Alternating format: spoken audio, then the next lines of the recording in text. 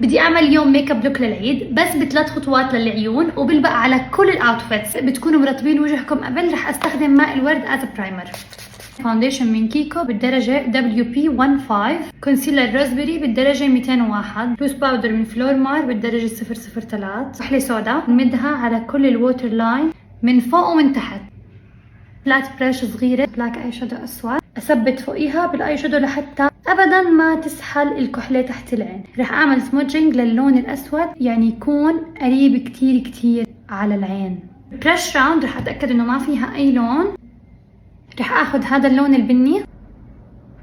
شوفوا الفرق بين هاي العين قد ايه صغيره ومحدده وهاي العين قد ايه واسعه ومبينه اجي. مسكارة لوريال فولس لاشز، شايفين هذا الرمش بالضبط هون. بدي اعمل البيس وارجع لكم. هذا هو الفاينل لوك بس ب3 خطوات، وتفاصيل العبايه بتلاقوها على الستوري.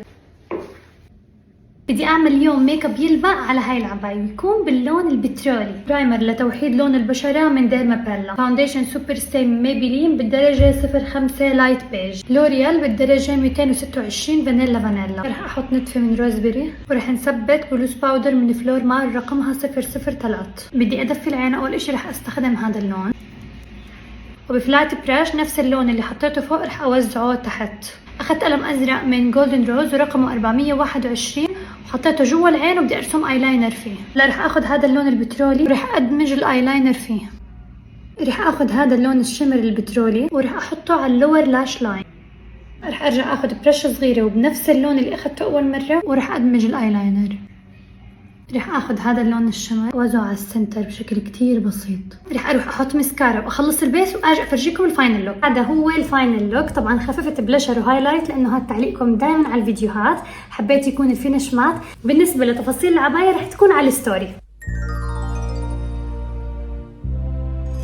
بدي اعلمكم اليوم كيف تعملوا بيرفكت بيس للميك اب. جلو برايمر من كيكو وهو برطب وبعطي جلو كتير حلوه. فاونديشن من ماك بالدرجه NC50 باستخدام هاي البرش لحتى تعطيني الفول كفر. بيوتي بلندر مرطبه بطبطب عشان اتاكد انه فلولس. كونسيلر روزبيري 201 بطلع لفوق عشان ما يكون في اي خطوط تحت العين، والباقي بس برايمر للعين. لوز باودر من فلورمار رقمها 003 وبثبت تحت العين وانا بطلع لفوق شويه عند الجوله، واللي باقي بثبت فوق.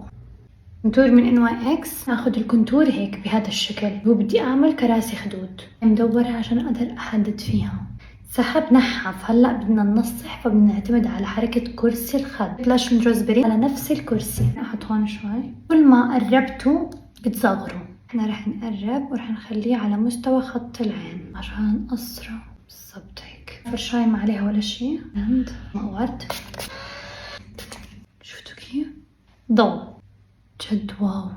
بدي اعمل ميك اب لوك يلبق على هذا الدريس ويكون باللون الزهري. جلو برايمر من كيكو وهذا البرايمر بيلقط الضوء. فاونديشن من ماك وهو رقمه NC12 وبيعطي من ميديوم لفول كفرج. كونسيلر شيب تيب من تارت بالدرجة 201. لوز باودر من فلورمار ورقمها 003 ونفس الشيء رح اثبت فوق.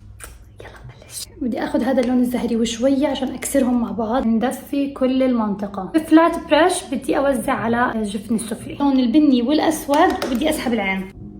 ورح ارجع اخذ بلندنج برش وامشي بس على الخط نفسه. نرجع نفس اللونين. لون ميتاليك من فلورمار احطه واطبطبه فوق اصبعي. رح اخذ جل لاينر وارسم ايلاينر نفس اللون البني الغامق وعم بدمج بالايلاينر.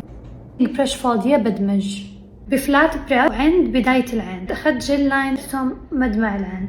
كيف فتحت هاي العين اكثر من هاي. احط مسكارا واخلص البيس واجي افرجيكم الفاينل لوك. وهذا هو الفاينل لوك. ان شاء الله تكونوا انبسطتوا فيه وتعلمتوه. وبالنسبه لتفاصيل الدرس على الستوري رح اخذ هذا اللون المشمشي اوزعه على الكريز وفوق نفس اللون على العين من تحت.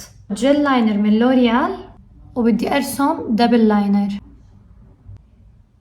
اخذ برش مدورة وهذا اللون البني المحروق وبلش اعمل بلين للايلاينر الثاني. ارجع اكمل الايلاينر ارسم بس الخط الامامي. اخذ هذا اللون البيج رح استخدمه هون بالضبط. بدي اعمل العين الثانية.